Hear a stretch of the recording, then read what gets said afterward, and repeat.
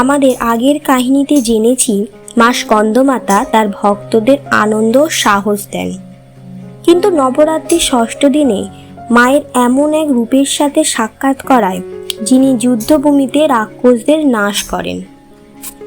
কে এই দেবী? আসুন জানি মা কাত্যায়নীর অদ্ভুত কথা। নবরাত্রির ষষ্ঠ দিনে পূজা করা হয় মা কাত্যায়নীর। এটি শক্তির উগ্র ও যোদ্ধা রূপ। মহর্ষি কাত্যায়নের ঘরে জন্ম নেবার কারণে দেবীকে কাত্যায়নী বলা হয়।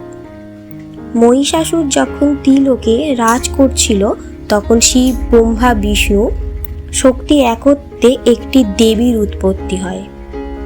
তিনি ছিলেন দেবী কাত্যায়নী। মায়ের কাত্যায়নীর স্বরূপ অত্যন্ত তেজস্বী। দেবী চতুর্ভুজা, দেবী সিংহ বাহনে আরোহিণী এবং যুদ্ধক্ষেত্রে দানবদের নাশ করেন। মহিষাসুর বধ মা কাত্যায়নী করেছিলেন, তাই মায়ের আর এক নাম মহিষাসুর মর্দিনী। নবরাত্রির ষষ্ঠ দিনে ভক্তরা মায়ের পূজা করে। এই দিনে মাকে সুগন্ধি ফুল, মধু ও লাল বস্ত্র অর্পণ করা হয়।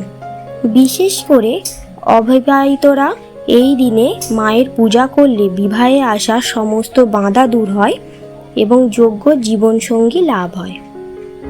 ভক্তরা মনে করে মায়ের আরাধনায় জীবনে আত্মবিশ্বাস, সাহস ও বিজয় প্রাপ্তি হয়।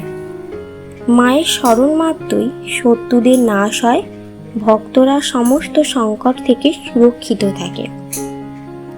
মা কাত্যায়নী এটাই শেখায়, ধর্মের রক্ষা ও অন্যায়ের প্রতিবাদ করার জন্য শক্তি প্রয়োগ করা অবশ্যই প্রয়োজন। করুণা ও প্রেম যতটা প্রয়োজন তার থেকে বেশি প্রয়োজন সাহস ও পরাক্রম।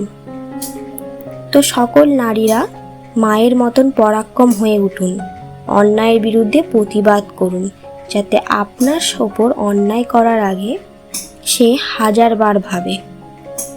কারণ নারীরা মা দুর্গার স্বরূপ। জয় মা কাত্যায়নী।